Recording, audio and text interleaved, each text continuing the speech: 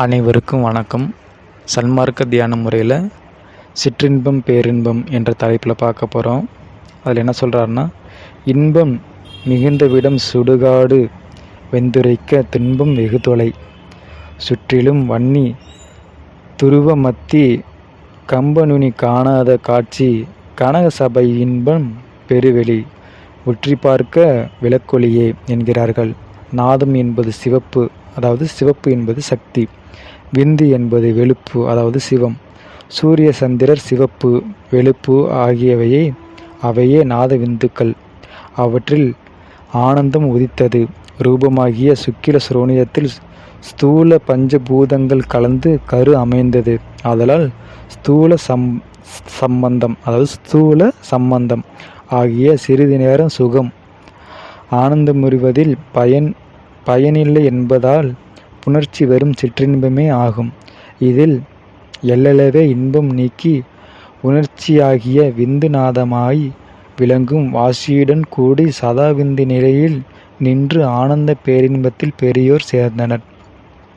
இதுவே பேரின்பம் ஆகும். உள்ளிலிருந்து 8 நாளுமாய் புறப்பட்டு 4 கழிந்து உள்ளே செல்லும் மனதை கவனித்து வந்தால் பேரின்ப ஜோதி பெறலாம். இதில் திருவள்ளுவர் பெருமானும் பாடியிருப்பார். இதில் இன்பத்து பாலில் திருமூலர் தெய்வமும் 3ஆம் தந்திரத்தில் பரியங்க யோகம் என்ற தலைப்பில் பாடியிருப்பார். என்ன சொல்கிறாங்கன்னா, மனதை நடுநிலையில் கொண்டு சேர்ந்து கண்ணை புருவமத்தியில் செலுத்திக்கணும். இந்த சிவசக்தி கலப்பு, இது என்ன சொல்கிறாரு, நாதம் என்பது சிவப்பு, விந்து என்பது வெளுப்பு. இது ரெண்டும் சேரும்போது ஒரு ஜோதி உண்டாகும். இது ரெண்டும் ஓஷோவோட இந்த தியான முறையில் சொல்லுவார். ஆண்களுக்கும் எதிர்மறை சக்தி, எதிர்மறை மின் சக்தின்னு இருக்குது. இது ரெண்டும் கலங்கும்போது அங்கே ஒரு நம்ம நார்மலாக பார்க்கும்போது ஜீவன் ஒரு குழந்தையாக உண்டாகும். இன்னொன்று அது பரவிந்து பரநாதகமாக ஆகும்போது பறவெளியில் அது போய் சேரும். அப்படி சேரும்போது சிவசக்தி ஐக்கியம் அவங்க 2 பேருக்குள்ளே ஏற்படும். அப்படி 2 பேருக்குள்ளே ஏற்படும்போது சிவசக்தி ஐக்கியம் ஏற்படும்போது 2 பேருக்குள்ளேயும் ஒரு அந்த உச்சநிலை அடைக்கும்.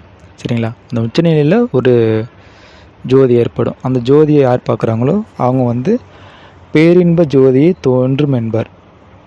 அந்த 4 கழிந்து செல்லுமானதை கவனித்து வந்தால் 8 நாளுமா போகுது. 8 நாள் எத்தனை? 12. 8, 9, 10, 12.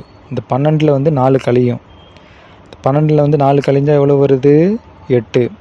8 சேரும்போது இந்த 8 பேரின்ப ஜோதியாக மாறும் அப்படின்னு சொல்கிறாரு. சரிங்களா? இத்துடன் தலைப்பு முடிவடைகிறது. மீண்டும் அடுத்த ஒரு தலைப்பில் சந்திப்போம். நன்றி, வணக்கம்.